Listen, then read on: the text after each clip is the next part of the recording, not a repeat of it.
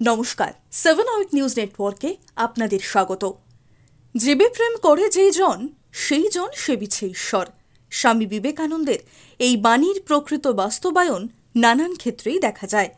আর জীব সেবা অর্থাৎ দরিদ্র ও আর্তদের সাহায্য করার প্রশংসনীয় উদ্যোগে প্রতি বছরের মতো এবছরেও সামিল হল দক্ষিণেশ্বর রামকৃষ্ণ সংঘ আদ্যাপীঠ।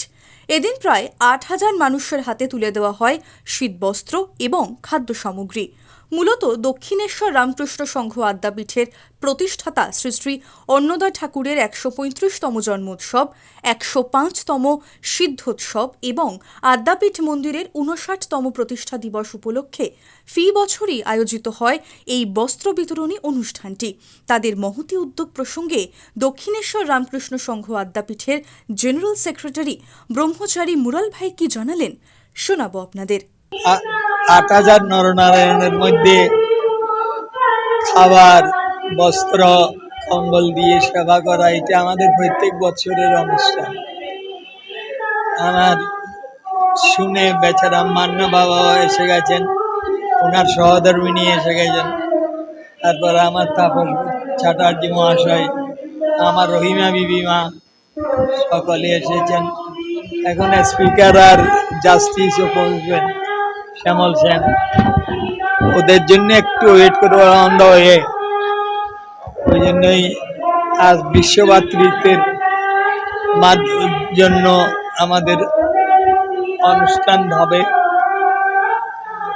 আর সর্বধর্ম সমন্বয়ের উপর ওরা প্রবচন রাখবেন। এই আর কি, এটা আমরা প্রত্যেক বছরই করে থাকি।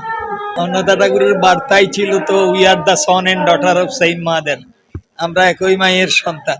Every monarch every saint should be addressed as ভাই। সকলকে বিশ্বভাতৃত্বের বন্ধনে আবদ্ধ করে গেছেন মাত্র ৩৭ বছরের একটা জীবন দিয়ে। আমার অন্নদা ঠাকুর গড়ে তুললেন সারা বিশ্ব জুড়ে তার প্রতিষ্ঠান। অনাথ ছেলে, অনাথা মেয়ে, বৃদ্ধা, বিধবা মা ও সাধক সাধিকাদের জন্য এখানে অবারিত ধার, B Ed college, polytechnical college, PTTI college, এই সব কিছুর ওনার শিক্ষাটা দিকে খুব নজর ছিল আমার অন্নদা ঠাকুরের। নিজেও ৭খানা ওষুধ তৈরি করে বিরাট ডাক্তার হয়ে বসবেন, সেই অবস্থাতে রামকৃষ্ণদেব বললেন, not this life but something higher, you go to Eden garden, you will found God's আদ্দামা। আফটার গেটিং আদ্দামা, his life completely changed from worldly affairs to spiritual. এইভাবে আমরা সমাজের তার আদিষ্ট কর্মগুলা করে যাচ্ছি। যেমনটা আপনারা শুনছিলেন, এদিনের অনুষ্ঠানে উপস্থিত ছিলেন রাজ্য বিধানসভার স্পিকার বিমান বন্দ্যোপাধ্যায়, বেচারাম মান্না সহ অন্যান্য বিশিষ্ট ব্যক্তিরা। কনকনে ঠান্ডার প্রকোপ থেকে বাঁচতে এদিনের বস্ত্র বিতরণী কর্মসূচিতে দুস্থদের উপস্থিতি ছিল চোখে পড়ার মতো।